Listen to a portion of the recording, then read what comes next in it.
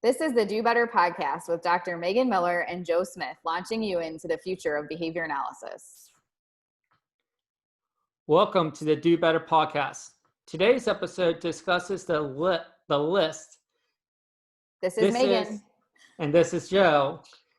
This is where we blast off to the final frontier in search of improving ourselves in the field of behavior analysis. Thank you for spending time with us. Now let us begin. Hey, Joe. Hey, Megan. How are you doing? I'm doing well. We're recording again during COVID-19, so I think we all have varying definitions of how life is going right now. That's true. I mean, it is a very interesting time, and everyone's opinion on how, they themselves are doing would be very different depending on your circumstance. Yeah, it's been a whirlwind, hasn't it, for the past couple of weeks? Yep. So, so how are you holding up? Pretty much. Well, it's interesting because I basically just cut back. I had a lot of projects planned for the spring. I had changed a lot about my job for this year. So I have this long, different list of things that I was going to be working on with not traveling so much. And I cut back having, clients and things where I would need to have meetings. So that worked out well in terms of my son being home, because basically I'm with him all day while my husband's working. And then from like 3 to 5 each day, I'm trying to get some work done. So from a feeling as if I'm a chicken with my head cut off and like scrambling, trying to work and take care of a child, I don't have that. But work is very reinforcing to me. So I'm losing a huge reinforcer. Granted, obviously spending time with my child is reinforcing too, but I'm just one of those people where work is even more reinforcing most of the time. So I'm missing out on, doing those things. And I think it's hit me the last few weeks, like not having access to that. But at least I'm not like overly stressed too. So there's a trade-off. Yeah. What about you? I'm doing all right. I mean, it's been a roller coaster. It's been of emotions, just like up and down, and just dealing with certain things. So it's been great because I'm home and I can spend more time with my dog Blue and get things done around the house. But I feel like I'm even busier than I was before. Yeah. But I think the problem that I'm having right now is I'm having a whole list of like honey to-dos.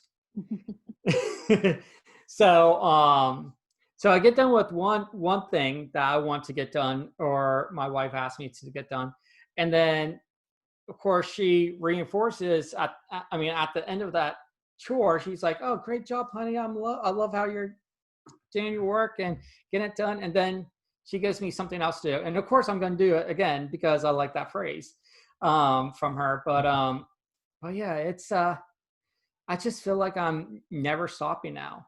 Yeah. However, what's interesting is even though I feel like I'm busier, my activity level from all the metrics that I track has gone down. And I'm noticing my weight is increasing, but the number of steps I do each day is decreasing. But I feel like I have done more exercise, like actual workouts at home than I have in the past year. Yeah, kind of highlights how much more you move around when you're in the classroom or in people's homes or clinics or whatever. I feel like I'm moving more because before all of this, my job was basically sitting at a computer all day while my son was at daycare and my husband was at work. And now, since I'm not doing that all day, I'm kind of the opposite. I'm chasing him around and like going up and down a lot of stairs and all around the yard and everything. And when I used to be sitting and not doing any movement. So I'm still gaining weight though, because I'm eating plenty and drinking lots. Well, at this time, I also truly believe in self-care, and it's okay to eat those foods that we really crave, and we're allowed to partake in some adult beverages every now and then. But yeah, it definitely affects. I noticed it has definitely affected me with my weight as well. But that's something that I'm going to put in place. I'm going to create my own behavior intervention plan today after this podcast, and actually create a plan on how I can work on certain goals, certain behaviors, and what I can do to decrease my weight, but also increase my activity. I So just it's a had a nice really little. great idea. All right, what's your idea? We should do that as our next recording and share our plans. And whoever doesn't stick to their goals has to root for the other person's football team if we have football this season. Oh, So like not the whole season, but like when Ohio State plays Penn State, if you don't meet your goals, you have to root for Ohio State. And if I don't meet my goals, I have to root for Penn State. But if we both meet our goals, we both get to root for our team. You're going down, Megan. I mean, I'm just telling you right now. I'm rooting for Ohio State. Oh, okay. So for our listeners out there that do not know anything about our, colleges or what sports we like, we both are big college football fanatics. So I grew up in Pennsylvania, about 30 minutes outside of State College, where Penn State University is the main campus is at. So every Saturday since I could remember, everyone would be wearing blue and white. Everyone would be watching the games. It's like football is like a routine or in a ritual up north. However, Megan actually went to the Ohio State University. Yep. And that's her alma mater, and that's who she roots for. Man, I can't get over the idea of wearing an Ohio State. Well, it'll be really motivating then. So it will be really whenever motivating. we'll have time to plan it and like get our stuff together so we don't set goals that are unobtainable. And then when we record next, we'll share with our audience what our goals are. And they can hold us accountable too. And then hopefully we both just meet our goals and then we can root for our own teams. But if one of us fails to meet our goals, then they have to root for the other team. All right, I'm down for this. I love this. All right. Okay, so and this was truly just we didn't even plan to talk about it. No, and what's funny is like every time Megan and I get together, we always talk about Ohio State and Penn State or our other teams, the Pittsburgh Steelers or the Cleveland. I don't even know their name. They're that horrible. Come on, Joe. Cleveland Browns. I mean, I know, but I mean. Yeah, if we need another one, we can do something with that too. If we have to reset some goals or something. That's awesome. All right, I'm down with that. Let's go. All right. Perfect. All right. Should we dive into our actual topic for today? Yeah, let's dive into our topic today. So our topic today is called the list. And this is a list that we compiled of like different topics that we feel that a BCBA should know. Now, of course, like for me being a newly minted BCBA, still in the field, my list is going to be quite short compared to Megan's, but that's okay because I have a lot of things to learn. What is your idea for today's topic? So, our first question was, what is the list? And so for me, it's basically different intervention models based in behavior analysis, frameworks, resources, empirically supported interventions that have created do better moments for me. And my list is quite long. So we kind of took a turn in what our actual plans were for this podcast to talk about, potentially just go through the list and talk about when those things were learned for each of us and why we think they're important, and then resources if people want to learn more about that topic area. So I think that's what we agreed to do, right? Yep. So what's the first thing on our list? So the first thing on our list is first response data collection. So I try to go in chronological order from when I learned about certain things, and I didn't include stuff on here, which I basically see across the board, no matter which training program people are in, they learn. So discrete trials or things like, basics around reinforcement and prompting and all of that kind of stuff, I didn't include in here. This is like stuff that was against the trends or the norm for that time. So these are the do better type things. So for me, first response data collection was something I learned before I even started in graduate school, when I had a couple of clients in Columbus. So it was in 2004 to 2005. And we had a family where the client wasn't responding as well to like your typical stuff. So somebody had gone to see, I think, Carbone present, and they asked about if we could try to do first response data collection. Other people know it as cold probe.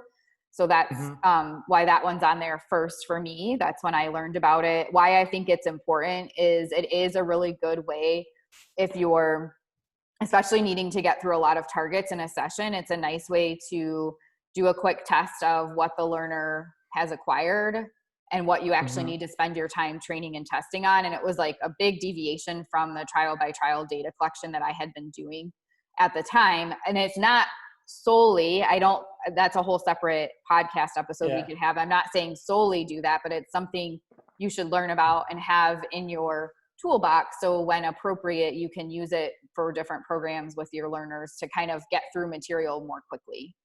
I don't have any specific resources listed for this one that people could learn more, but that's the summary of first response for me. What about you, Joe? When did you learn about first response data collection or cold probe? So the first time I ever heard of first response data collection, um, we briefly touched on it whenever I was working while I was teaching at CSEP, like my first year. And we touched on it a little bit. We didn't go into much detail, but we talked about that in our training and, how to take data for it. It wasn't until I started working at navigation as a RBT that I actually used this with a client of mine. And it is a great way of collecting data very quickly when we have had a lot of targets to go through just to see what he has acquired since our last session. And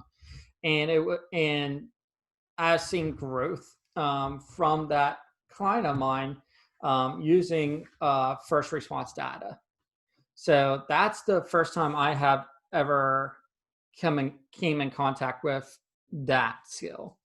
Yeah. Okay. Did you have a why on that? Is that like on your list too? And why would it be on there? I would say the reason why it should be on there is because it's just another method and another thing that we can put in our toolbox to implement if we're not seeing progress with our clients. And I think that's a great technique to use for newer BSBAs to, or even just BSBAs in general, to gain data. Yep. Awesome. So the next item on my list is kind of broad. It's just being analytical. So for that one, for me, I put down, technically a little bit of that was in my early training before graduate school, because I was able to have models of the different consultants that worked for the families that I served. They didn't have, resources to pull from. They were doing a lot of their own analysis, but they also didn't have as firm of an understanding of the science, because you didn't have to have any specific training in behavior analysis to be a consultant. So really where that developed further for me was being at graduate school at Florida State, because that's all they focused on there, was just constantly, how do you look at things through the lens of behavior analysis. And Steve Ward also, just over time for me, I met him in 2010, and over knowing him for the past 10 years, he's a constant inspiration. Even though I already have a lot of strengths in that area, but he also he sees the world in such an analytical way and has a unique way of really pulling together from different sources within behavior analysis and also just teaching and learning. So that's been really helpful too. So one of their resources for learning more about being analytical was the webinar that we did in January of 2018. It's on discrepancy analysis. And I have some resources and a blog I wrote on thinking like a behavior analyst. And I think the why for this one is kind of obvious, like it's in our title. So if you're going to be called a behavior analyst, you should know how to be analytical. Yes. Yes. And I think that was the first time I was I was trained or learned more about being analytical through your Do Better movement webinar. Yeah. For that. So that's the first time that I came across that as well. And I think, and again, I think it's important because we are behavior analysts and we should think analytically, and it's in our title. So that's kind of a no-brainer. So. All right, perfect. That's a nice fast one. Yeah. All right, the next one is the verbal behavior approach. This was another one as well that I started to dabble in before I started graduate school in 2004. I went to see Dr. Carbone present, and I had a few clients where we were trying to incorporate some of the things that he was talking about. And then in grad school at Florida State, everything, I mean, we read Skinner, and we had to read verbal behavior. We did all of our programming based off the ABLES-R at that time. And then right after graduate school, Dr. Mary Barbera's book came out, The Verbal Behavior Approach, and I read that. And in graduate school, I also read Teaching Language to Children with Autism and Other Developmental Disabilities by Sundberg and Partington. So all of those definitely helped influence, my understanding of everything relating to verbal behavior. And the reason why I think it's important is it's important to have an understanding of the functions of language that could exist, but also that piece on like focusing on motivation. And both Mary's book and the Teaching Language to Children with Autism and Other Developmental Disabilities have a lot of really great information on various procedures to use when you're trying to teach language. Knowing what I know now, think some of it might not be broken down as far as we need, but it's still a good starting point. So it's definitely something I was happy that early on in my career, while I was still in graduate school, I was learning about and like getting experience with, so that when I developed programs and interventions, I would have that information to pull from. And so much of this is like so well ingrained in me. It's hard for me to go back and be like, oh, I learned this thing from that book and this thing from that book. So, but especially the Teaching Language to Children with Autism and Other Developmental Disabilities, that was published in like the late 90s. And I think a lot of people probably don't even read that one now. I think we talked about that in an earlier podcast episode, but those are some of the resources. And obviously like the ABLES-R and the VB map are good resources for understanding some of the skills you would look at when you're using a verbal behavior approach. Yeah. And I know this is one area that I'm still learning as a newly minted BCBA, just because just with my 11 years of teaching in the public school system, a lot of my kids, we focus a lot more on academic skills and didn't really I didn't have students who we really need to focus on those verbal behaviors. But this is something that I'm still learning and still growing at this time. But it's important because of the learners that we are working with now to develop those skill sets. Yeah. So, but yeah. And what's next? Demand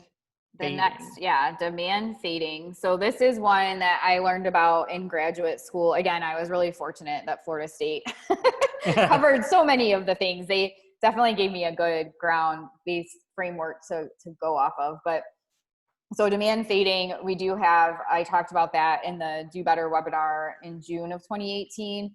And I needed it very early on with my clients. even looking back when I was in graduate school and I thought about the clients I had in Ohio before I moved to Florida, I was like, oh, this would have been so good to know about when I was working with them. But it was something we incorporated right away with like every client at FSU when I was there. And then I've just always carried that through. We had practice writing our own demand feeding programs. And we also read a lot of the journal articles that were around at that time on it. And it's just Mhm. something that like is a critical component of effective intervention for me. So basically, just to, some people don't necessarily know what it is, but basically the idea is like slowly building up the expectations and the amount of demands, but doing it in a really systematic way Mhm. based on the baseline performance of the learner. So sometimes it's like really, really small what you're expecting of them. And Yeah. I think that's opposite from what a lot of people do. They try to just, oh, we'll pair for a little bit and hit the ground running. And they don't take into account, you know, where the learner is and how ready they are for the expectations relating to the demands being presented. So for me, I just don't think you can provide effective intervention in any setting, whether you're training adults who are, you know, working at like a corporation Yeah. or you're working with early learners. I mean, it just runs the gamut. If you don't properly understand how to slowly increase your expectations and really like build that relationship, you're not going to get very far with people. Exactly. And just like, I mean, I agree with everything you said about the why. With demand feeding, I started learning this back in when I was at Old Dominion University with this idea and how to write it into my programming.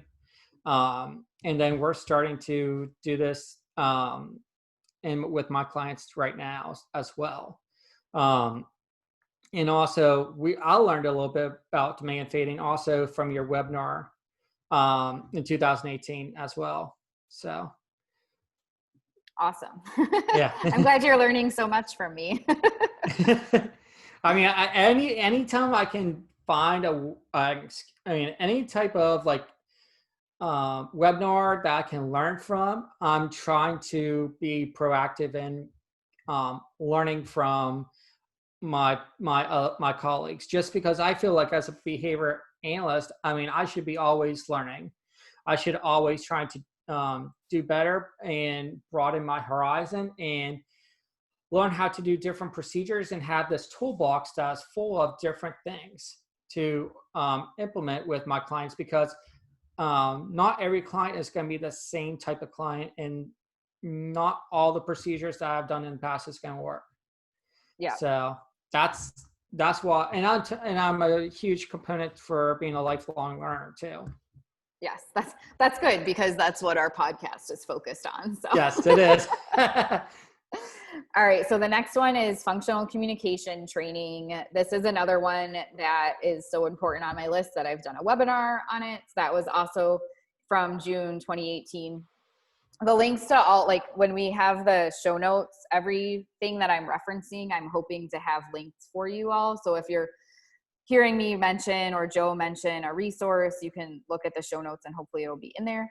But functional Mhm. communication training, again, thankfully, was something I learned about at Florida State. We had to practice writing up protocols and applying them. We had to read articles where it wasn't just the idea of, oh, in functional communication training, you develop a replacement response and, you know, teach them that functional communication, but it was like, how do you do it? And like, what level of training and trials and whatnot are needed to actually Mhm. develop that response. And that was really helpful to make sure when I graduated, when I was needing to teach learners, you know, to request a break or request attention or request any other thing, that Mhm. I understood it doesn't just magically happen. You have to, you know, there's best practices around how to teach it. And we read all of that research as part of our graduate work. And I reference quite a bit of that in the webinar as well. So for me, again, this is one of those critical components of the work that we do. If we don't know how to properly train replacement responses that are functional and get people to,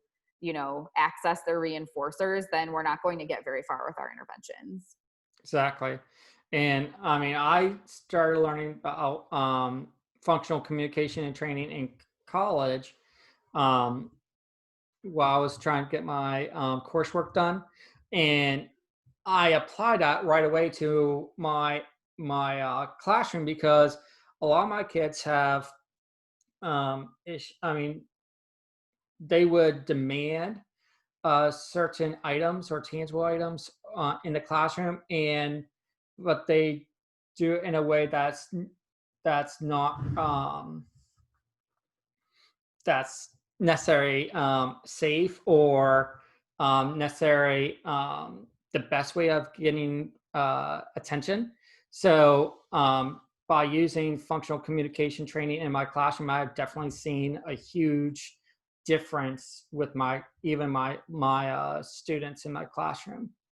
And I just think it's huge to use with your clients, and also with any learners out there, just because it's essential uh, to use and to develop that repertoire.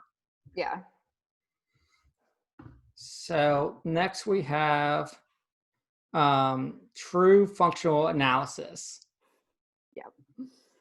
So do you want to go first on this one?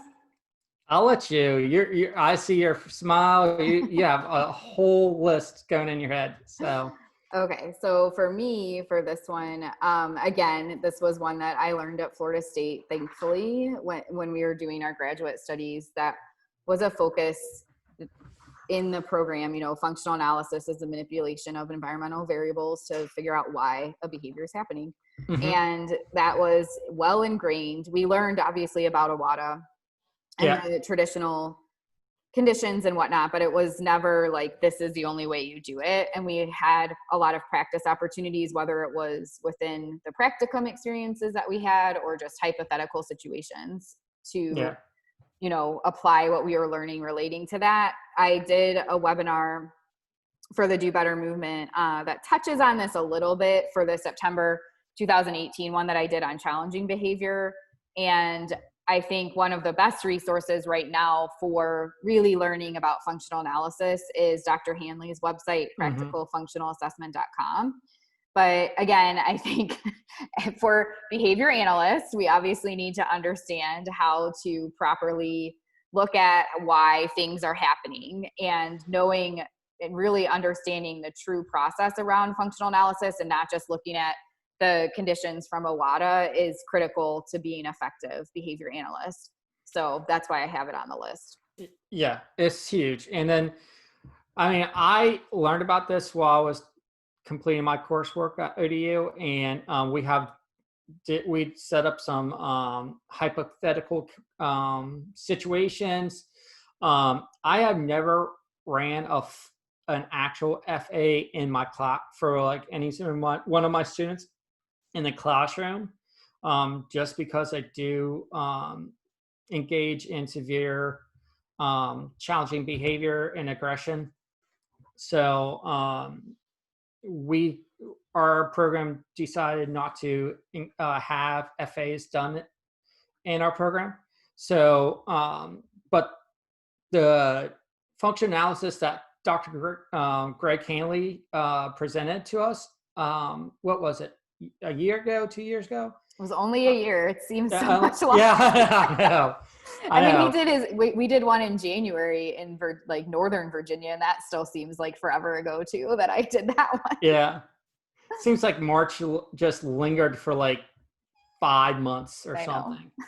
But yeah, so it was only a year ago, and that's where I gained a lot more information about how to do. I mean, of course, like in college, college, I learned about IWADA, but I really learned the PFA method with Hanley.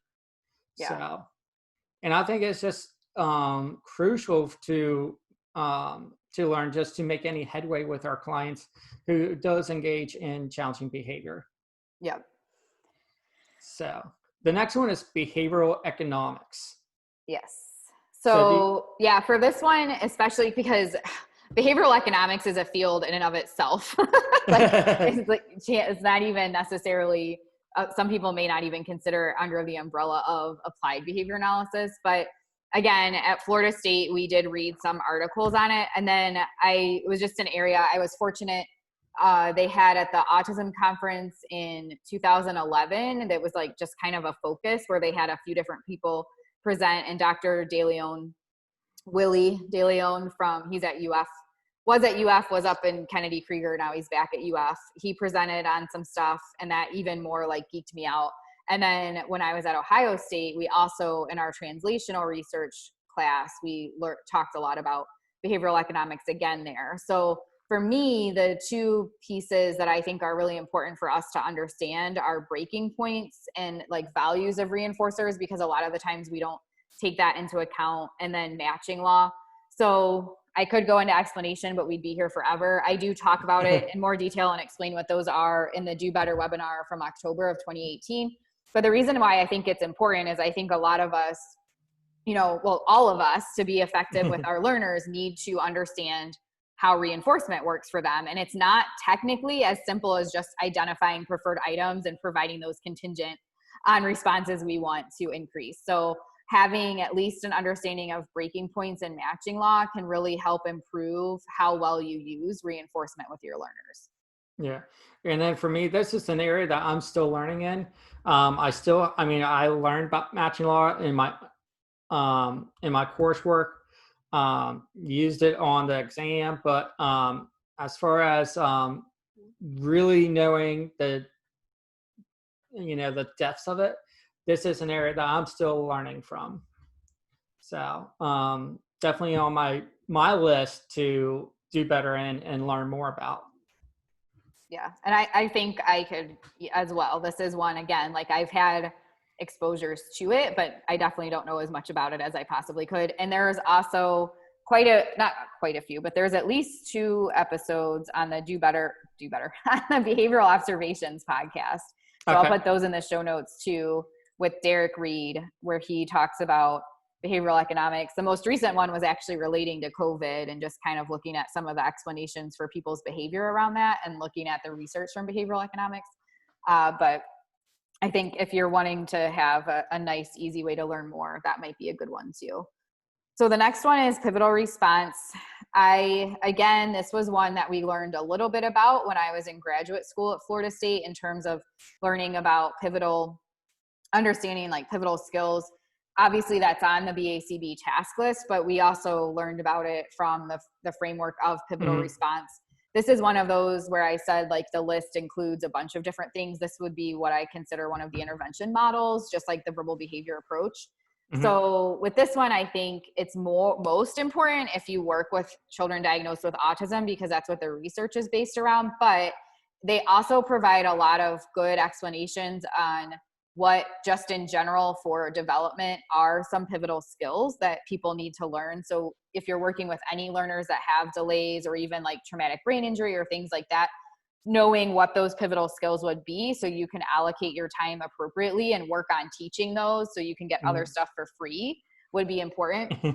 And they've done a lot of really great work. The Kegels have done a lot of great work on teaching in terms of how do you work as a team and support families and have like a bigger picture approach to things. So again, their research is based around autism, but you can generalize that to other populations. So for me, I think they've just done a really good job, especially from like a layperson perspective, of explaining things that can make you a more effective behavior analyst, and how to sort of prioritize and focus on certain skills to promote skill acquisition for your learners. And this is an area that, newly minted BCBA is still growing. I mean, this is an area that I could do better in and learn more about too. Yeah.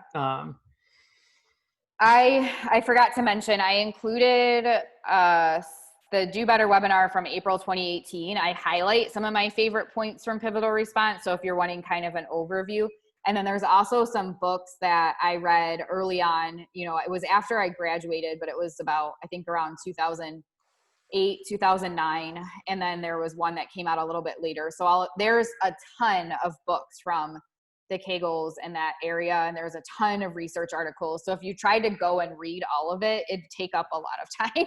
So I'll include my favorites, but this is another one where I don't want people to feel overwhelmed. Like I read just enough of it to be like, oh, I can do these things better. And Mm-hmm. then when I encounter situations where I'm not making progress, I might turn back and like get the books back out or try to find a new article by them, because I know what types of things they focus on. So if I'm like, oh, I have a learner who's not doing very well with some imitation or pointing, and I know that's an area that the Kegels have focused on a lot, then I might go look for information from them first. So some of these things, like I know some people who got pivotal response, they went and did like the certification and they've spent hundreds of hours learning more about it. I don't want people to listen to this podcast and think for each of these things we're listing off that you would have to become an expert in each of these. Like I know just enough to have it improve what I do, but I don't have, everything memorized from it or anything like that. Yeah.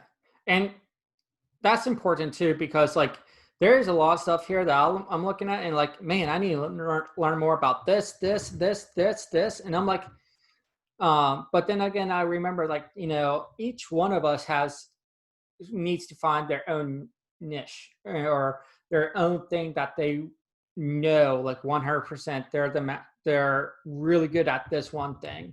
But that's also why that's why also we should also be collaborating with other BCBAs who might know something in a different field that's more knowledgeable. And that's where you should know your limitations and know where to seek out help. So like I know for me, like I'm really good with anything related to instructional. I'm really good at knowing special education law, but I mean I'm gaining in other skills as well. Right. Yep. Constantly learning. Yes, and I love that. I love that. I'm never done. I still joke with my wife is like, hey, I'm going to go back for my doctorate. She's like, really? You've been in school for like 10 years now. I'm like, I know, but I'm thinking about it. It's definitely, we work in a field where even if you went back for your doctorate, I saw someone post about this today too. Like you see it often where it's just never enough, right? Like being a behavior analyst gives you obviously a lot of information about how to change people's lives. But then you're like, well, I need to learn more from the counseling side of things. And I need to learn more from the social work side of things. Or I want to learn, there's so much you could learn about to make you even better at your job. Yeah. So. Luckily, I married someone who's going to work in the social work field. So I can like basically like, come home and be like, hey, honey, so I need to learn a little bit more about this. What can you tell me about this? Yeah, that's always good. Yeah, it's nice. It's nice that we're in separate fields, but, a lot of the things that we do kind of intertwine too. Yeah. So, yep. Super excited about that. Next one is instructional motivation, that also is called instructional control. But during our online conference, we had Vince LaMarca do a training. Well, not a training, but he did a presentation, Ignite presentation, and he referenced called it instructional motivation. And I just love that so much. So I'm just going to keep using that instead. So thanks, Vince. But this one is basically referring to the idea of, developing a strong teaching learning relationship with your clients and the people that you're working with. And we did, for the Do Better movement, I touch on this in the Do Better webinar from April of 2018 and the Do Better webinar from September of 2018. And a lot of my presentations, it's almost impossible to watch me do a training of any sort without hearing me talk about this. But this is something that, again, when I was in graduate school, there was some groundwork laid. And right after I graduated too, I had some clients where they weren't responding to like the typical procedures that we had learned about. And I felt confident and strong enough to modify things and had the support of my mentors at Florida State in doing that. And then after I moved away from Florida and moved to Virginia, I was fortunate to like immediately have a client and have contact with Robert Sram. So the client had moved from Germany, but I had also simultaneously connected with Robert through a Yahoo group. So it was like two separate things, but they were both, related. So from 2009, 2010, this has just been an area that I've dove into, and I'm constantly, when I go to conferences, even if the training has nothing to do with instructional motivation, I usually pick out things where I'm like, oh, that's similar to the 7 steps, or, you know, this would help make my implementation of the 7 steps better. So I'm just like, oh, it's like an ongoing area of growth for me. But my initial exposure to it was back in really 2007. And then Mm-hmm. it's just grown since then. So, but I think it's important, again, because if you don't understand how to set up a strong teaching relationship and have that really positive experience with your clients and, you know, the team that you're working with, then you're not going to make much progress. So I totally agree. And this is one that I'm really well versed in, just because I've been a teacher for 11 years. And we talked about this in grad school when I was going back for my master's in special education. And it's so important to have that instructional motivation. I love when you said that. I was like, that makes so much sense, and it just sounds so much better. yeah, I like the word motivation instead of control. But just having that motivation to just working with your clients or your learner, and gaining that momentum and pairing with them, and that way you can continue to work together and have this great relationship, and just building those, working together, is so paramount to the future of, it's just like, if you don't have this groundwork laid down, then it's not going to go well, I feel. yeah, Like, if you don't have that instructional motivation, you're not going to make progress with your learner. yeah, So this is one that I think, if you're a BCBA or RBT, special education teacher, this is where you should spend a lot of your energy researching, because this will make a big deal in your classroom, and you will see a lot of growth from students once you gain that instructional motivation. So yeah. I'm going to use that from now on. I love that. Yeah. And I agree with you, especially from like the classroom side of things. There's, in general, you know, we have a lot of work to do in our field, but especially in the schools, even for like general education and things like that, parenting, there's a lot of work that needs to be done societally to build instructional motivation. I'm telling you, Megan, once I learned more about ABA and how to apply it in my classroom, I was like, why aren't all special education teachers, why don't they all have this coursework that they have to go through to get their special education degree? Because a lot of it all of it applies to their classroom. I don't care what type of learner you are, what type of setting, it works. And it was just so eye-opening for me whenever I started my coursework at ODU for ABA, and the difference in my classroom has drastically changed, and my viewpoints since starting has drastically changed as well. Yeah. I am not the same teacher I was 4 years ago when I started. I hope that you wouldn't have been anyway, but you just like accelerated your improvements by learning about all. Yeah.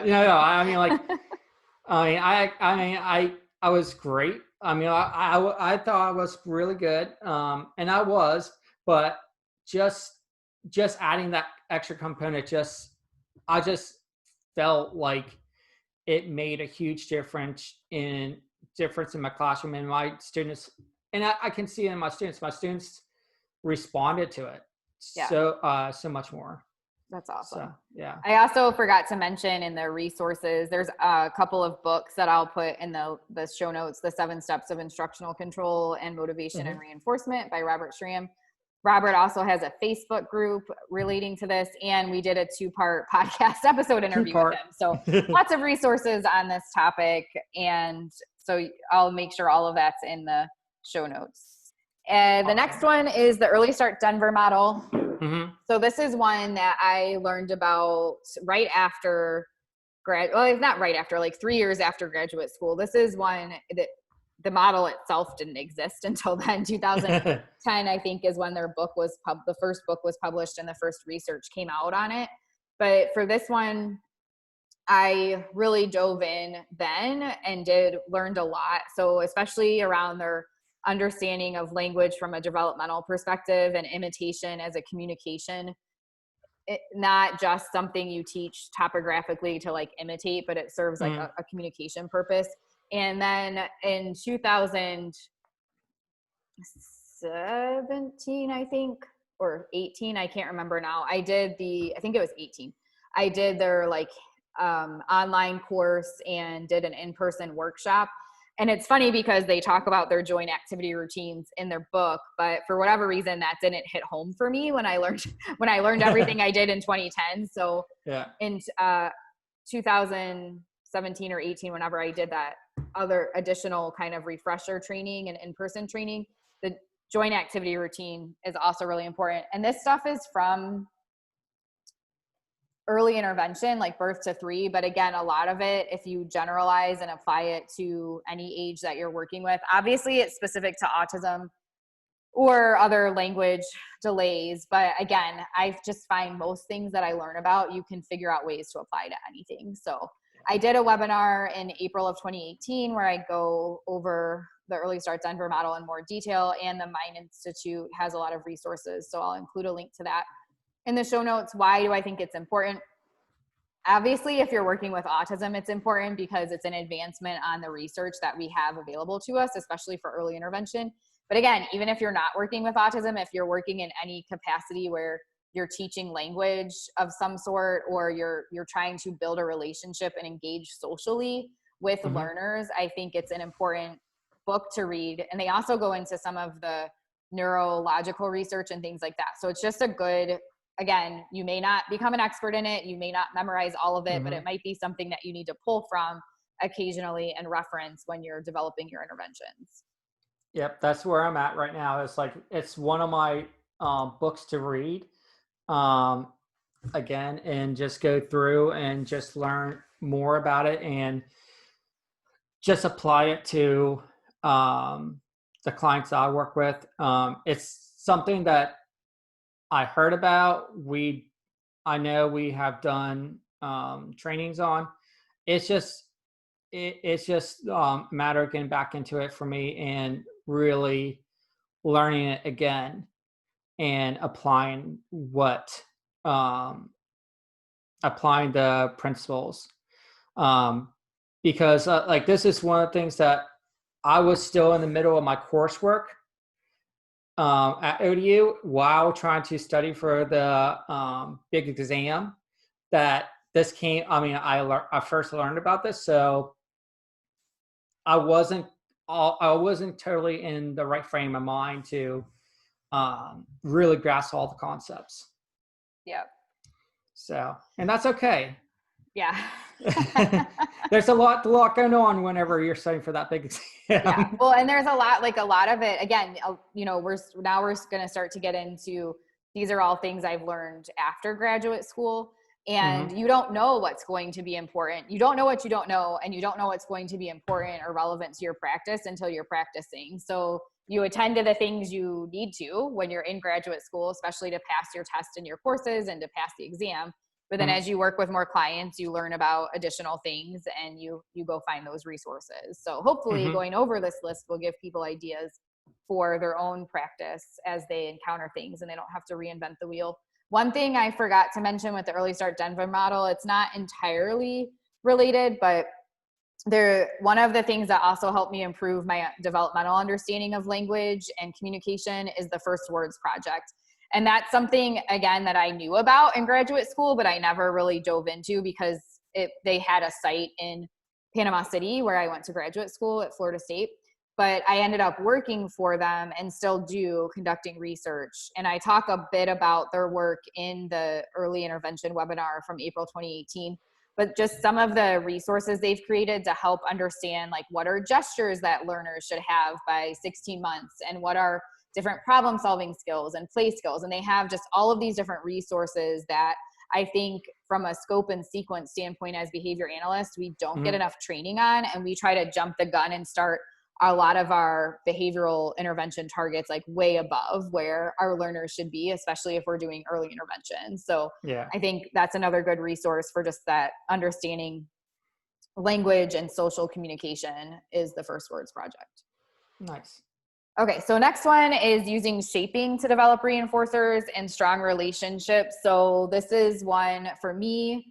Shaping in and of itself, I learned a lot about in graduate school, thanks again to Florida State. But to apply that and like put it in with my clients, it wasn't until I had a learner where it was just like absolutely necessary. I had 2 different cases around the same time, and I was able to expand upon and like build a lot with that. So there was, I think that was around like 2011, 2012. And I did a webinar for the Do Better movement in December of 2018, where I go over a lot of what I did there and how I applied shaping to develop reinforcers for learners that like really didn't have any reinforcers and really build that strong relationship with that learners who don't really attend to others in their environment. But Steve Ward also has this concept of STEAM, which is like looking at how motivated a learner is and how like their STEAM can increase and decrease. And he talks about that in his book, What You Need to Know About Teaching Games to Children. So I'll have a link to that in the show notes as well.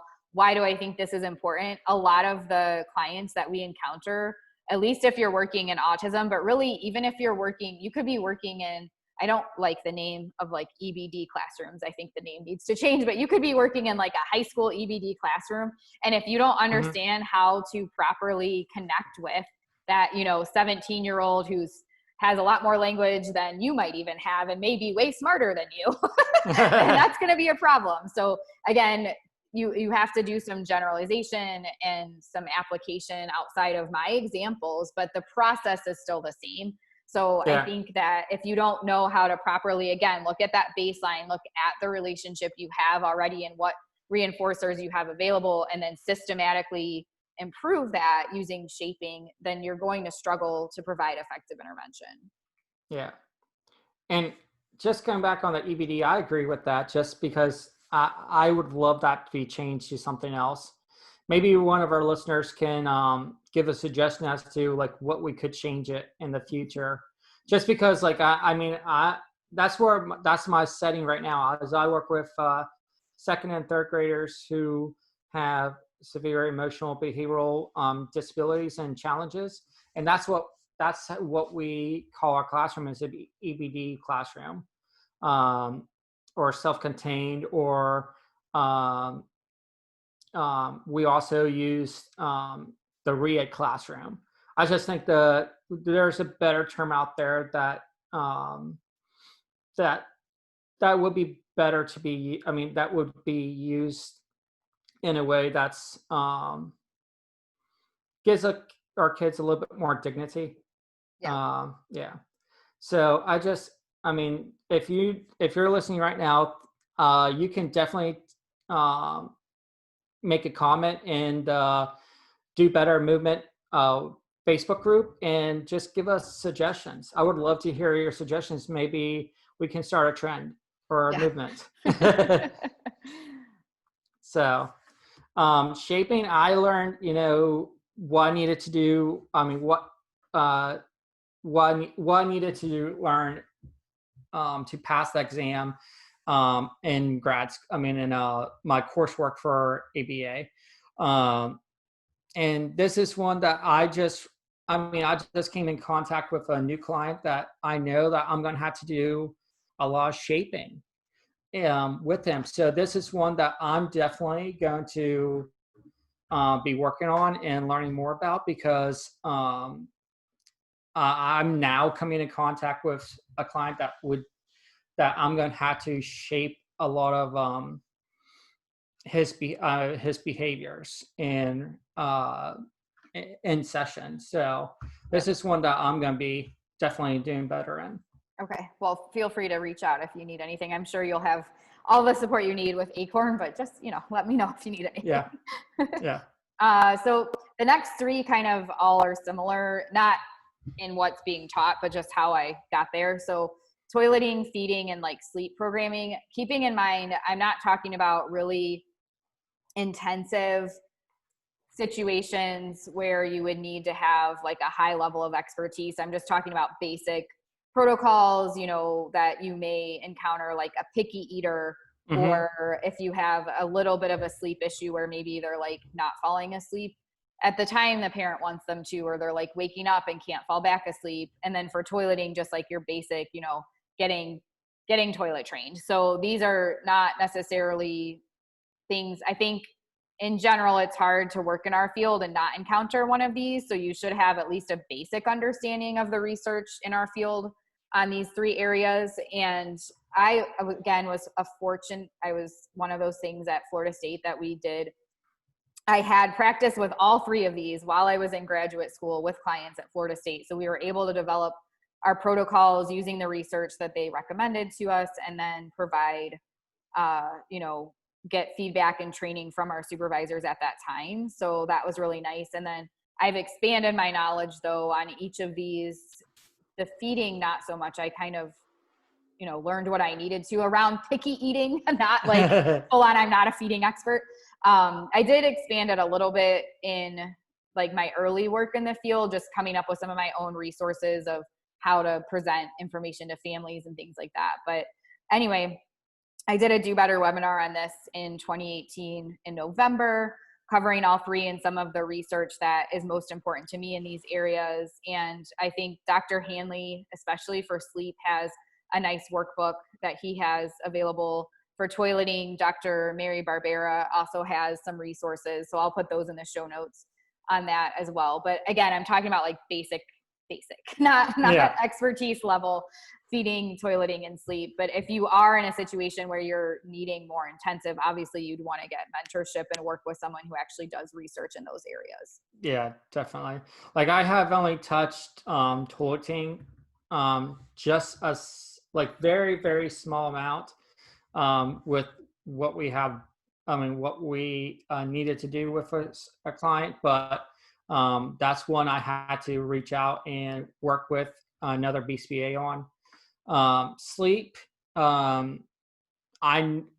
have read through a couple of Greg Hanley's resources for sleep. He has an actual assessment too on sleep, which I really like, and I haven't used it yet, but I will if I ever come across a client that the parents are requesting for assessment for sleep, and how to set up those rituals, routines at night for their son or daughter. But yeah, this is something that we touched on maybe briefly during my coursework, but we didn't go into very detail. But it's important because they're definitely our clients definitely have issues with toileting, feeding, or sleep at some point, and it's important to know just the basic protocols for those when those situations arise. Yep. And that's why I put in the show notes, like you should at least know what some standard protocols are for some standard toileting, feeding, and sleep issues, and have that in your toolbox. And then if you encounter things that go outside of that, you would need to seek mentorship or refer out to a different BCBA or expert on that topic. The next one is effective supervision. I kind of combined effective supervision and organizational behavior management as two things. They're not necessarily that connected, but it was just easier in terms of we have a lot of stuff to talk about. So the resources that I suggest for these are pretty similar. So basically, most of us are in a situation where we are providing supervision, or we're training others to provide supervision, and we're also working with other people And especially if you get into a leadership position or you own your own business, you'll have to have some understanding of organizational behavior management. So that's why both of these are on there. Again, at Florida State, they laid the groundwork for some of this. We had a whole entire class on performance management with Dr. Bailey. Mm-hmm.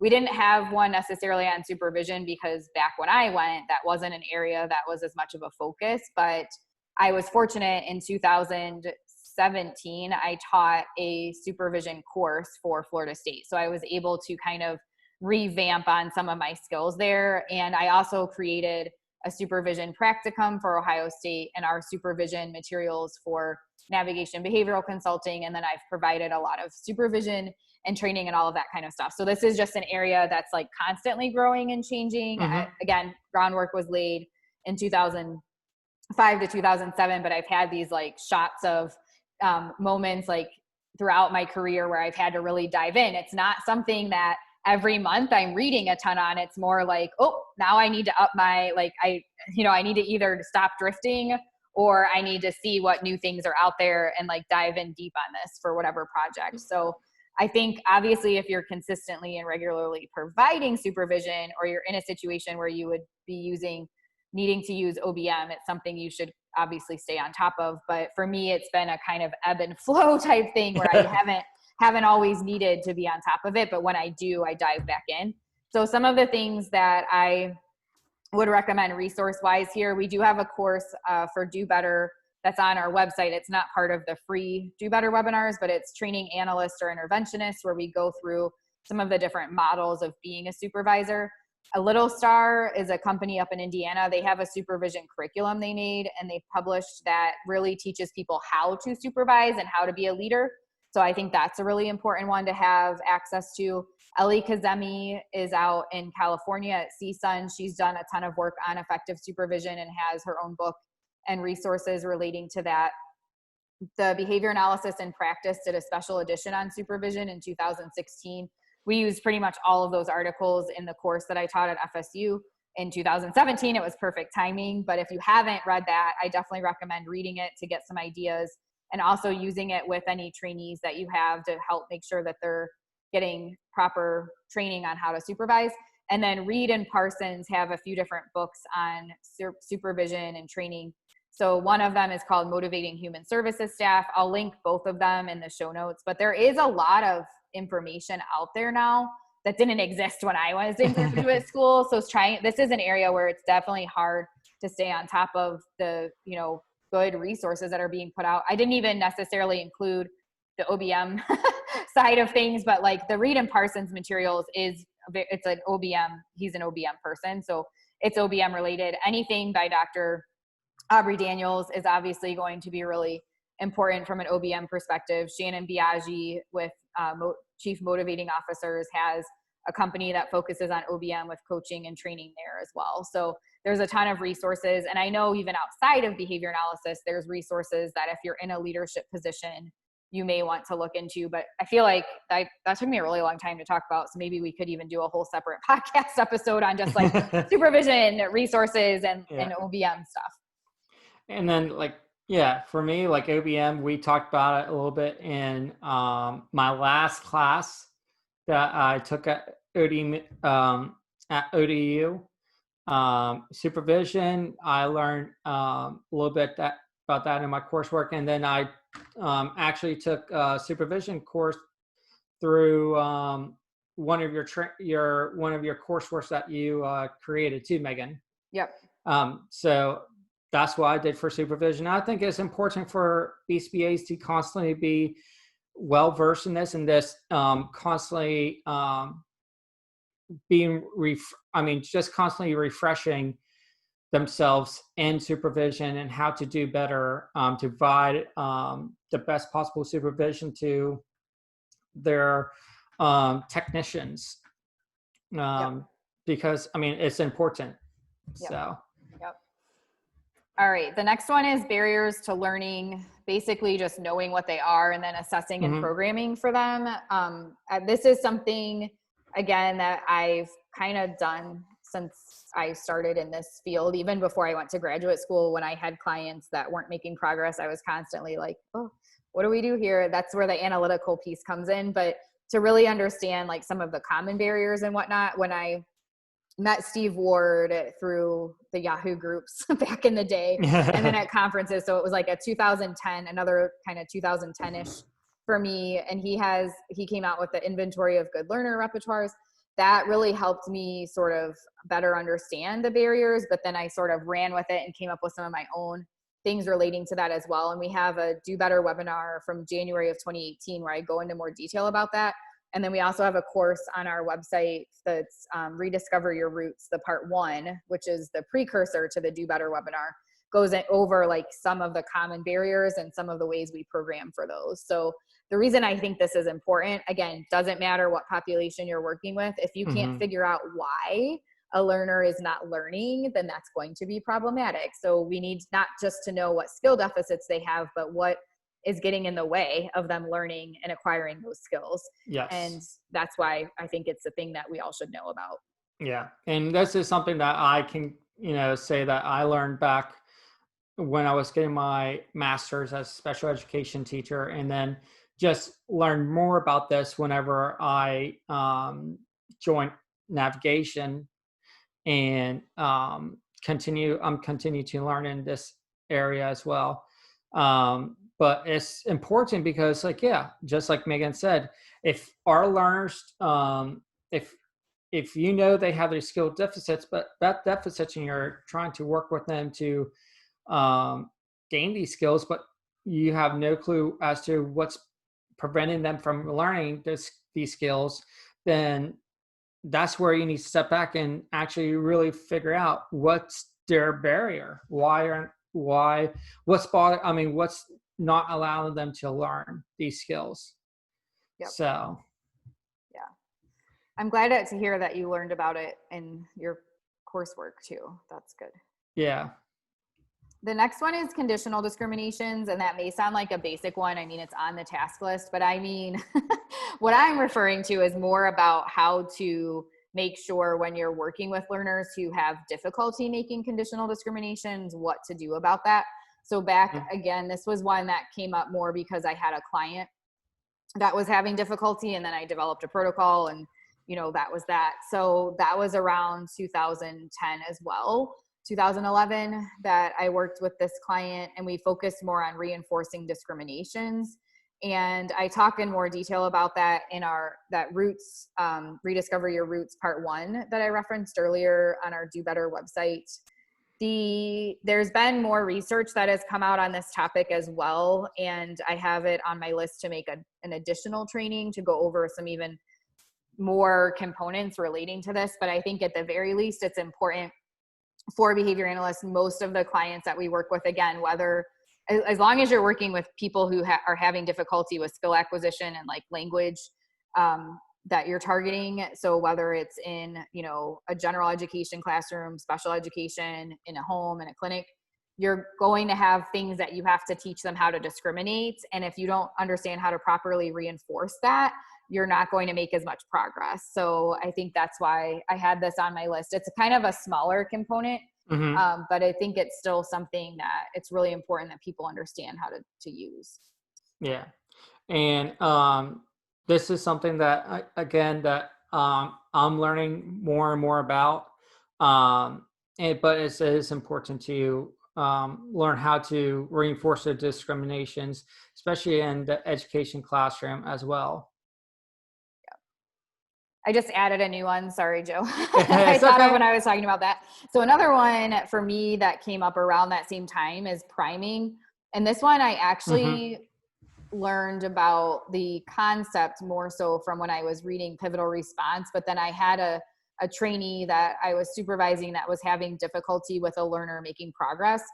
And then I also had a few clients around that same time that weren't making progress. So we started doing, instead of errorless prompting, where we would prompt a response after. So if I said like, what is this bottle? We started saying, hey, this is a bottle. What is it? So we were priming them with the information ahead of time and then asking the question. And we started finding that that we were able to acquire skills a lot faster. And it was with a lot of the clients who also were having difficulty with conditional discriminations. So I don't know that I've actually done a training on this one yet. Mm-hmm. And I think it's something that a lot of people talk about more now than when I first started using it. But that might be one that I go ahead and add to the list of trainings in the future to kind of go over some more examples with that. But it's basically a type of teaching strategy. I don't know if that's something you had already heard Yeah. about in So yours. yeah. So in my master's program, we talked about it's similar to what we call what do you do for your pre um, pre activities for your instruction. So like for me, I would prime our students for what we're learning about today. Yep. And that's a teaching strategy that teachers have been using for years. So it's called, and it's basically, and it's important because it allows all that information that our students have previous histories with to um, basically come forward, and for them to remember like, oh, this is what we're going to talk about. I know all this information. So they have a better, they're just ready for the lesson. Yeah. Yep. So I definitely think a ton more research is needed to help kind of, that's definitely another practice to research gap situation. yes. Yes, But I agree. all right, next one is precision teaching. And this one is it goes back to what you were talking about with graduate school. We talked about it. This was still on the task list when I was in graduate school, and we had a few lectures on it. We learned about the chart. We were tested on the chart, and then I didn't do anything with it. So I put it further down on the list because really I didn't learn that much about precision teaching until 2012, when I was like just starting to go back to graduate school. Again, it was one learner that I had difficulty with, and Steve Ward started giving me some like mentorship with. And then once I got to Ohio State, a lot of the students there were were incorporating precision teaching. So I even had a course there that was like all precision teaching basically. And then obviously I did my dissertation on it. So I really expanded my skills on it from 2012 to 2015. The areas, again, I don't necessarily think that you have to become an expert. If you have the time, you will be a phenomenal clinician from it. Yeah. But if you don't, and you're already making really good progress with your learners, I think it's at least helpful to do some trainings on component composite skills, charting to see if there's skills you might need to chart that could help you make faster progress with your learners. Frequency building, even if you decide not to chart, just understanding frequency building and the importance of getting learners to perform things effortlessly is really important. Learning pictures kind of ties in with charting as well.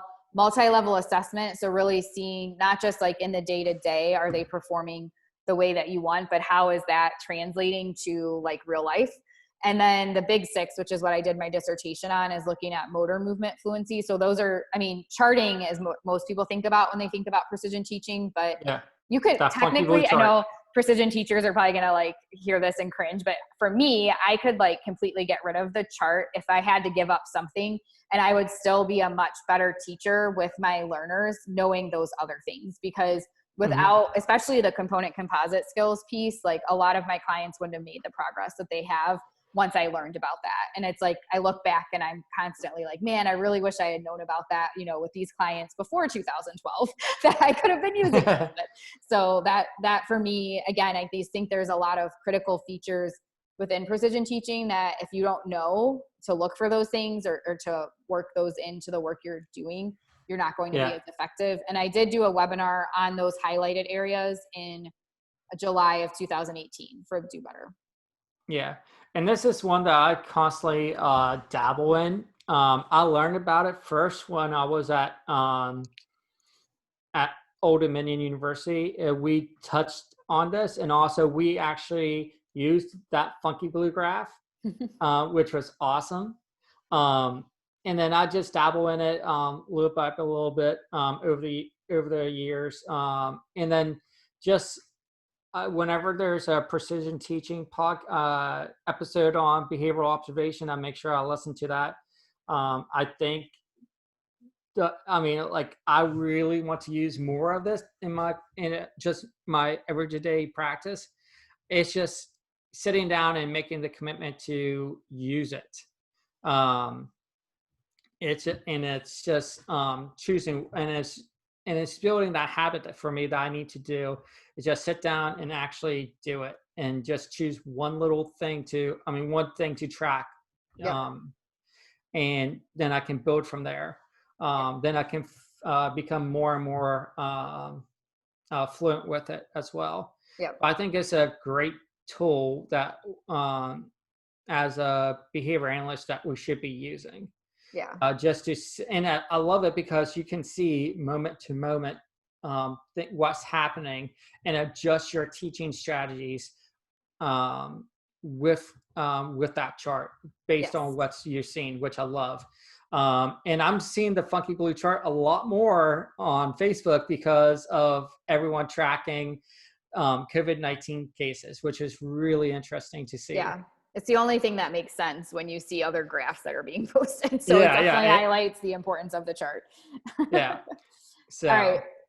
Next one is instructional design. Again, this is a whole field in of itself but I do think having some basic understanding, especially of concept analysis and how Tiemann and Markle's, there's like a little graphic of how learning occurs, I think is really important as behavior analysts, because if you don't have those understanding when you go to develop your programs, you're not going to be as effective.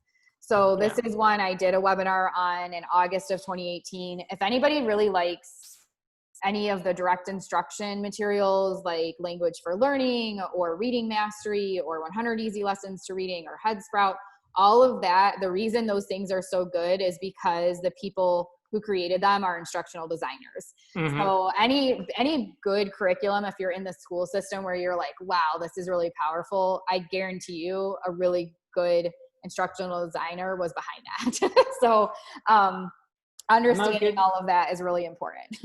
Yeah, and I'm going to give you another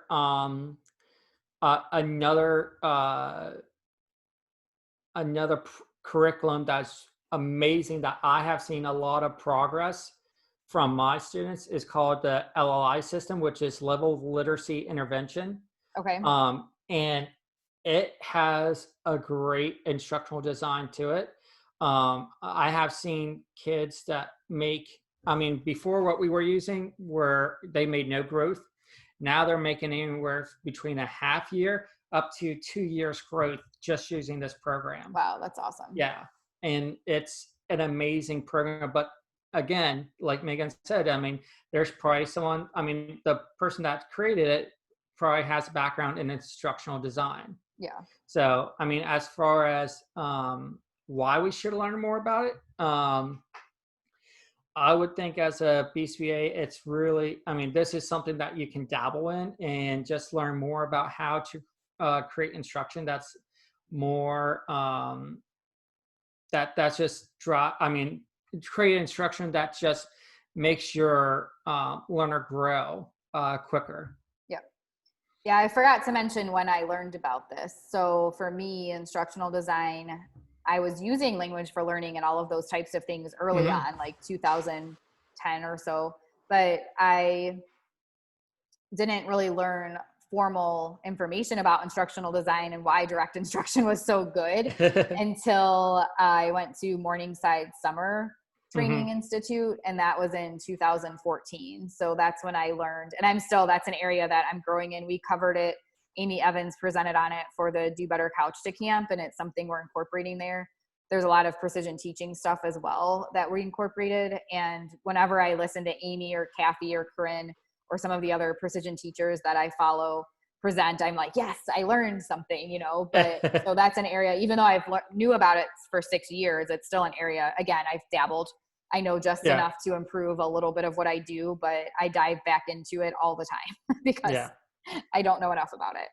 Yeah. And I still say that, being a teacher, we get this in this training back in when we go for our bachelor's on how to provide excellent provide excellent instruction for direct teaching, Yeah. direct instruction. So, Yeah, excuse me. that's awesome. Not Yeah. all programs do that. No, So, no. all right. The next one's motivational interviewing and appreciative inquiry.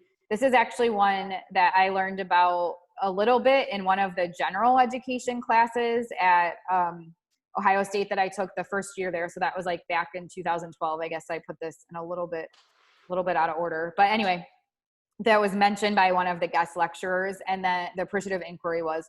And then I went to a training that Kent Corso did, I think in 2013 or 2014. He did a workshop on this, and that really blew my mind. And then I also went when I started back at Florida State working for the First Words Project, and they have a thing called Autism Navigator through the Autism Institute there.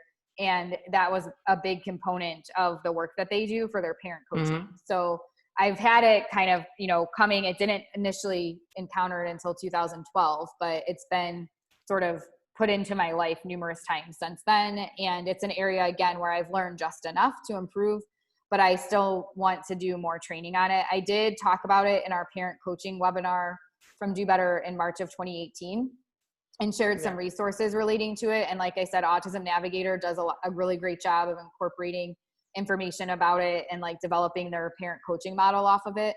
But I highly recommend, if you're coaching parents or working with anyone really, and you have to make behavior change happen, especially if you're working with like high schoolers or adults where you're trying to help motivate them to like make some movement towards things, both of these areas are really helpful. And they may not use words that are behavior analytic in nature, but you can take everything they talk about and translate it into behavior analysis.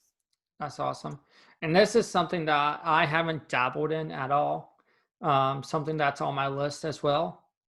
But I think it's really beneficial for behavior analysts to know some information about this, just because you're working with parents, and you're going to have to provide parent training. And this is a great way to motivate your parents, and also just to work with them and just gain that rapport with them as well. Yeah. The next one is the evidence-based practice model. And again, just focusing on that creating analyst piece of things. So the evidence-based practice model, I had my initial exposure to that was when I was at Ohio State. One of my colleagues was doing her research in that area, and we read about some of it in class too, but I just through talking with her. So that was around 2014. And then I went kind of read some research on it because I was really interested in what she was doing. Susan Wilczynski does a lot of research on this. She's a BCBAD, and Tim Slocum also, and some colleagues of his. So I did a webinar in May of 2018 where I go over what is the evidence-based practice model. We actually just did an ethics panel with Mary Barbera, myself, Robert Sram, and Steve Ward, where we talked about how we incorporate the evidence-based practice model into our work too. I think it's important because, again, we're analysts, so we should be analyzing things and not just relying on lists. And the evidence-based practice model incorporates a problem-solving component as opposed to just being well, here's my list of things that I can do.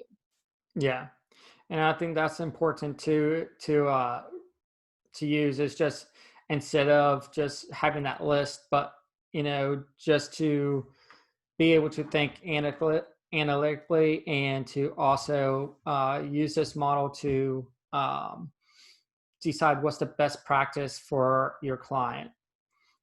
Still learning about this as well. I can't recall if we touched about this in my coursework, but but it's definitely something that I still am learning more about. Perfect. Medical necessity is one that I was definitely not around when I was in graduate school. I dove into this more back in, again, I think around 2012 to 2014, somewhere in there. But mostly out of we were required to from insurance. But I was fortunate to hang out with Tim Courtney at a few conferences, and we're professional colleagues. And he did a webinar for the Behavior Analysis Advocacy Network back in Mm-hmm. like 2014 or 16. I really lose track of the years at this point. And that really does a great job. They encountered medical necessity as something, if you're working, and this is one that is like, sorry, this chair is loud apparently. It's if you're not working in insurance, maybe you don't need to know it as well, but I do think regardless, I think that we need to know why we're targeting what we're targeting and how to set that up based around the Mm-hmm. diagnoses that we're doing, which is so like it's such a contrast to what I learned in graduate school. Like we were told Mm-hmm. diagnoses don't matter and things like that. But once I've worked with the different populations I've worked with, it really does help to know your population. You know, Yes. even if things might be circular reasoning or like blaming on symptoms, it's still helpful to know what those things are and develop your plans to address that, especially from a social validity standpoint, to help the families and the person you're serving. They probably are coming to you with like if you're talking to them about, you know, what are the things they want to improve in their lives, it's usually going to be around things relating to what they're diagnosed with. So Yeah. And go ahead. yeah, and I agree. I mean, like medical necessity is like a big component that if you're working with insurance companies, you should know. Um, and to constantly be aware of what each insurance company's idea of medical necessity is. Just for treatment plans, to have your treatment plans approved, and also to create programming around that medical necessity. Yep. Because um, it is contrary, like contrary to like,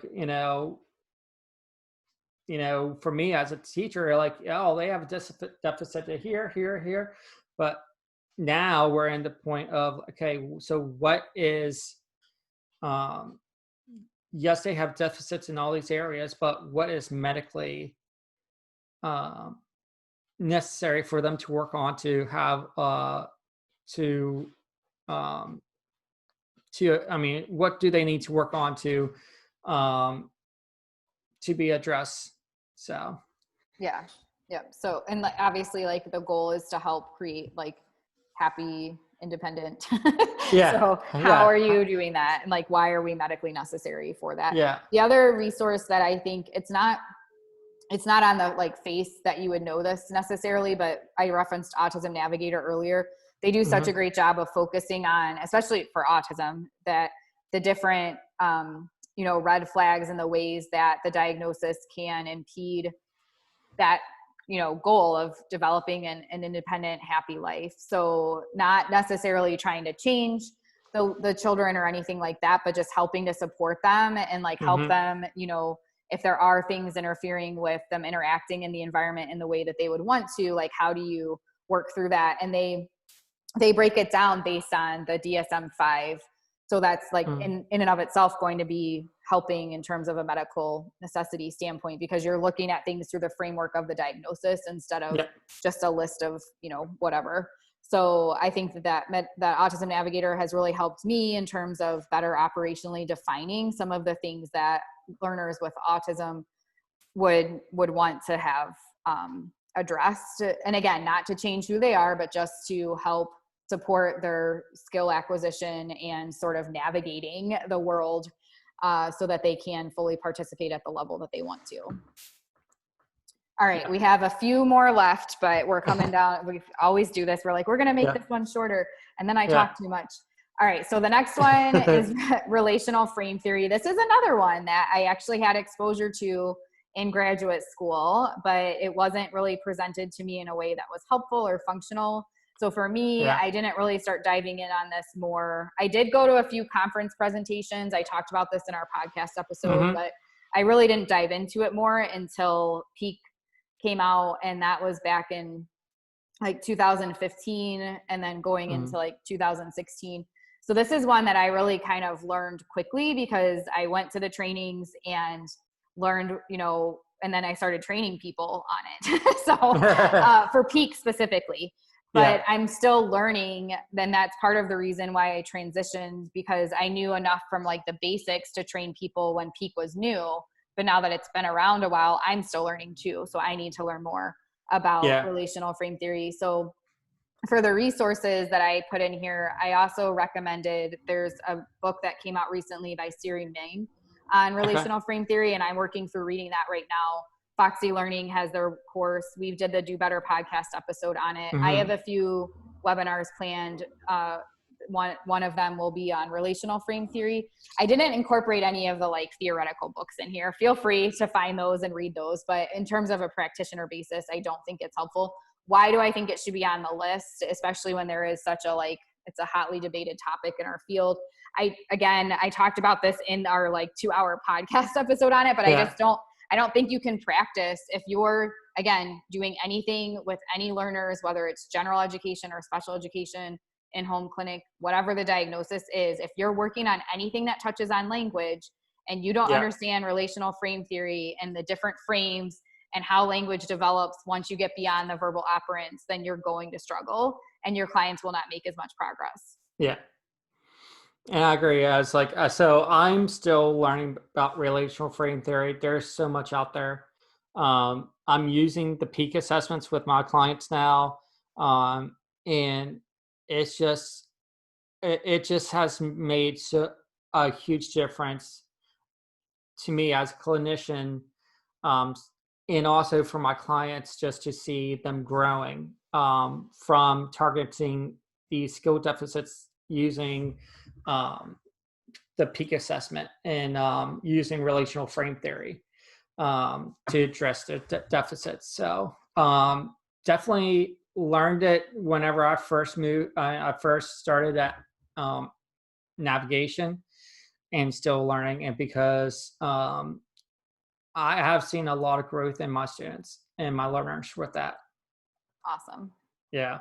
The next one's acceptance and commitment therapy. So this is Ouch. another one that I think, so some people call it acceptance and commitment training. If you're not like a counselor or licensed psychologist, it might be better to refer to it as that. But again, I'm not an expert in it. I've had people sometimes ask me to do trainings on it. I could never, like, I'm still learning a ton. I went to my first ACT boot camp only ACT boot camp in 2018. So this is one of those like newer areas for me. Mm-hmm. But what I picked up on really quickly and have applied in my practice from what I was already doing, but it also helped me improve upon, are some of the things like relating to being okay to engage in challenging behavior. We just need to help you do it in ways that are more adaptive. And then looking at things that move you toward reinforcers and values and things that move you away from those, how you frame things, and being flexible, just like all of those kinds of things that are talked about in acceptance and commitment. I know the hexaflex, I know about the different parts of it, but I don't have any of that memorized. I could explain it to you maybe if I had some like little prompts in front of me, but again, I haven't found that I need to yet memorize all of that stuff. I've just taken little bits of it and helped it improve what I'm doing. I do think, again, regardless of what population you're working with, just being a human being, understanding these things can help not only your practice as a behavior analyst, but just your existence as a human. So it is, I think, an important area for everyone to learn about because of that. And just working with the population I work with, Megan, in my school setting, I've been dabbling in AIM with my students that I work with. And now since we're, separated from school, I really want to implement some of the ACT practices with my classes via, online through Seesaw, just to provide that social emotional support as well. And then also, I just had a awesome conference with, I attended an awesome conference with Tommy Perry here in Portsmouth, Virginia, and it was phenomenal. And there's just so much information just to learn about, but it makes a huge difference not only with the clients or just the learners in general, but also you can apply this to parent training and working with your parents. Yep. just putting things in perspective for them, and perspective taking, and remaining flexible, especially with your learners who are higher functioning and older too. This is a great place to a great area to use to work on those different skill set. I mean, those skill deficits. Yep. Yep.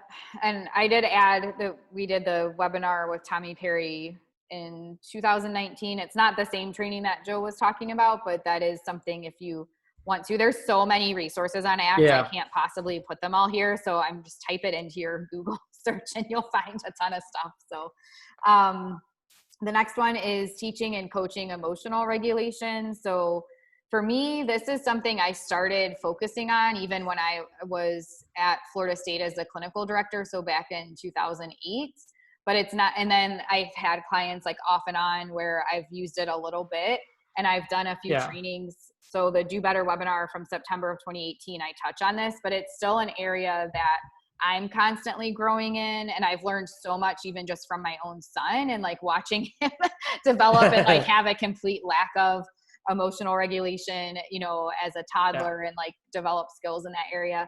So there's a few different resources. For me, again, this is one I consider more new currently though, like around probably 2016 when Taylor was born, as something I really like started going hard on, mostly because of Taylor, but also because of a couple of clients I had at that time, I've had during this time.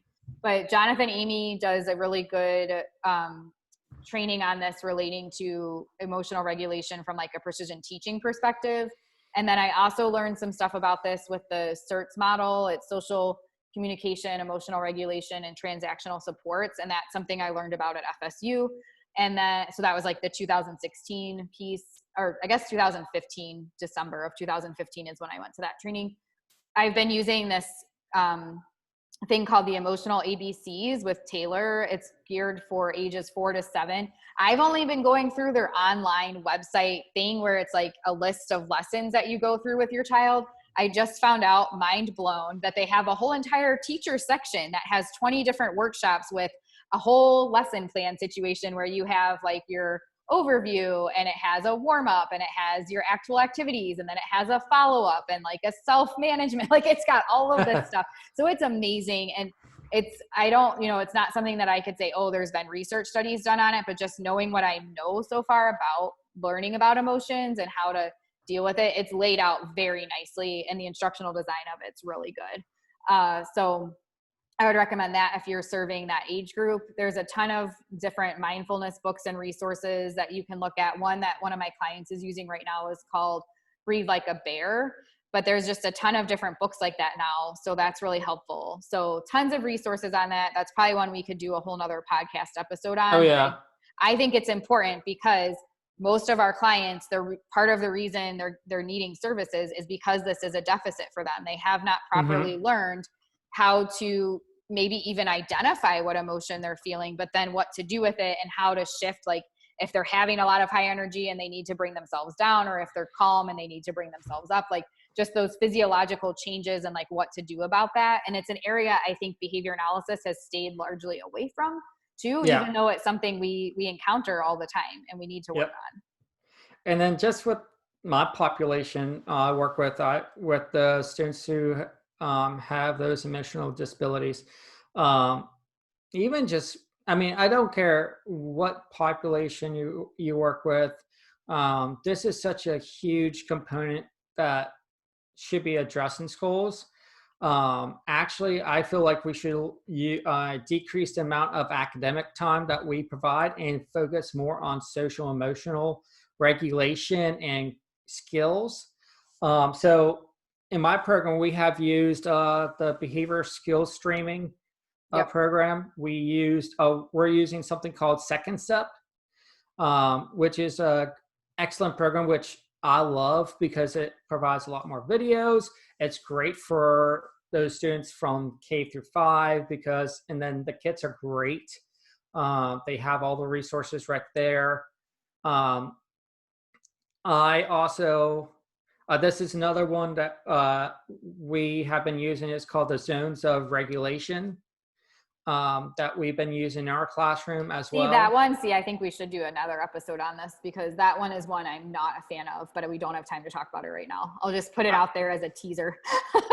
To be honest, yeah, I would love to hear your perspective on that too, Megan, just because, I mean, that's something that my program, I don't have any say in what program we use, Yeah. but that's the program that we have been using in our setting right now is a zones of regulation. Um, I would, I would, I would love to see more of the um, just using ACT um, as well with some other component with emotional regulation. I think that would be the best thing for schools to use. Yeah. So, All but right. yeah, We have a few left. We're almost at our 2-hour mark. Okay. So the next one, I kind of combined these because again, we just had so many bullet points. They are really separate things, but they were in my life combined in terms of learning yeah, about them. So, but the idea of assent withdrawal in terms of when you're providing your intervention, making sure you have assent and like recognizing when withdrawal is happening. Human hmm rights in general, again, both of those things have been prevalent for me since starting in the field, and you can see it in the trainings and workshops I've hmm done, but it's still an area that because the information didn't exist for us and we were trained kind of opposite of some of these things, I think I could continue growing in. And I've seen hmm really wonderful, amazing presenters start to come out of the last 2 or 3 years that are like have way more expertise in this than I do. So I'm excited to continue to learn more about it and continue to improve on what I'm doing there. And then the third part of it is relating to issues around like gender identity and pronouns and sexual orientation, all of those types of things, like making sure that we're not, forcing certain ideas on our clients or being aware of the differences in like diversity and just cultural awareness. The different things that we talked about in the podcast episode that we did with Aaron and Denisha. So yeah, I'll put that in here as well. So just all of those sort of concepts. I know they're not like, they're each their own thing and they deserve their own bullet point, but in my yeah, life, they all sort of came, in terms of seeing a lot of information about them and areas I could get more training in around hmm like the last couple of years. So like 2018 probably. So Upswing Advocates is really has different workshops and trainings they do on this. We had one of their workshops, just an hour presentation for the Couch to Camp from August, and that was amazing. They did such a great job, and they also are starting to do some online training, so that's really helpful. And then, as I mentioned, the beautiful people. Why do I always call it the wrong thing? The Aaron and Denisha's podcast. okay, Beautiful humans. I yeah, always call that's it beautiful people, and then I'm like, it's not a Marilyn Manson song. Beautiful humans. So they've been putting out a lot of amazing stuff as well. So and there's other people in our field that are presenting on these concepts that I can't wait to continue to learn from, because and yeah, again, why? Because we work with behavior and changing people's lives. And if we're not on top of these concepts, we could be going down like really wrong paths for people. So we need to be aware exactly. of these things. And we do, and it's becoming more, and it's just becoming more. I mean, you need to be more aware of these type of issues, just because, I mean, it's prevalent in our society today, and it's so important to have that consent and that constant communication, and treat people with dignity and respect. Yep. So I mean, basically, this is something that I don't think that you can ever just not. I don't think this is something that you can just say, "All right, I learned about this. I'm done. I don't need to learn Right. anything more." Yeah. I think this is one that you constantly have to be learning Yep. and vigilant about, because I think this is, since we're working with humans and people who have a whole um, slew of different personalities and um, just different things that make them who they are, I think this is something that we need to constantly be vigilant about and just learn. I don't think you could ever learn too much about this, especially people's culture as Yeah. well, because I mean, I have come in contact with already quite a few just different backgrounds and cultures that I'm not well versed in what their culture, like what they believe in culturally. I think as a BCBA, part of ethics code is like, we need to be aware of different cultural backgrounds. And I just think ethically, we need to be aware of um, just who we're working with and what their culture entails. Yes. Yep. Yeah, and I do want to make sure it's clear. In graduate school, I learned about, especially from like the dignity and respect, we spent so much time on Yeah. ethics, but things shift and change even when I went to Ohio State a few years after graduating. And, we had different courses we had to take on cultural Hmm. competencies and diversity and things like that. And even that, so that was 2012 to 2015, even graduating from Ohio State in 2015, and the time from 2015 to now, there's so Has much drastically, that yeah. has, that we've been made aware of, thankfully, by people who have different lived experiences, that it's, Hmm. this is an area where a lot of us don't know what we don't know because we all have different experiences. So I don't think this is one that you would ever be able to say, oh yeah, I know all of the things about this. It's just Yeah. constantly changing and improving to help improve, the human experience for everyone. Hmm. Okay, the next one is having a comprehensive understanding of language development. I mentioned this a little bit earlier, but basically the idea is really, if you're working and teaching language, whether it's Hmm. autism or Down syndrome or, just general education classroom, but maybe there's some delays, like whatever it is, if you're in charge of teaching language, then you should really understand how language develops from birth to problem solving. Yes. And so that's something, again, I think I think a lot of us would say we've learned since the time we started in the field, but I definitely didn't have the full developmental perspective of it in graduate school until I went to Yeah. Ohio State. But I put this towards the end of my list because for me, it really didn't come to more of a forefront until I had Taylor. And I had more of an experience of like, oh, this is, what tends to happen. But my job at Florida State has really helped with that too. So basically from like 2000, I would say 17 or 18, because Taylor's language, when he was an infant, I learned after the fact things that he should have been doing, but I wasn't even aware at that time like what I was looking for. So I think that this is something that can really improve the work we do if we understand that. And it's something I haven't done a training on yet, but I have on the list for hopefully this year to do to help disseminate that information. But it's something that, again, I have like an overview understanding of, and then I would dive in more as needed for the clients that I'm serving. Yeah, this is something that I'm still learning more about.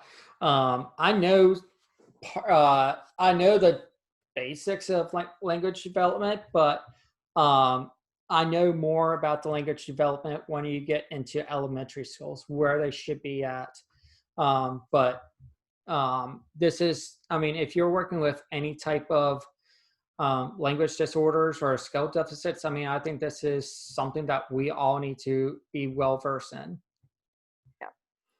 The next one is shared agenda. This is actually a concept from Autism Navigator. So I had my first exposure to it back in 2015 or 2016, but it's another one that I haven't really started fleshing out until the last year, where I've had a client where we've been working on teaching him how to share agendas and deal with having things his way versus everyone's way. Mm-hmm.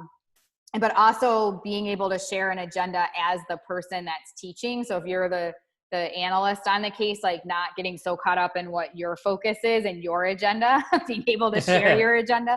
So it's something that really at Couch to Camp, when we did our online conference, I started talking about a little bit there, but I plan to do more training on again, hopefully this year. And it's something I feel like I have a firm enough grasp on right now to train people, Mm-hmm. but it's one of those where I don't think I'm going to find much published on it, but it'll be something that the more I encounter situations where I have practice writing programs about it or like developing strategies for it. It'll continue to evolve. But I think that this is something I definitely didn't have any exposure to until the Autism Navigator, and really that concept of like people being so focused on their own agenda and helping people expand to share an agenda with others.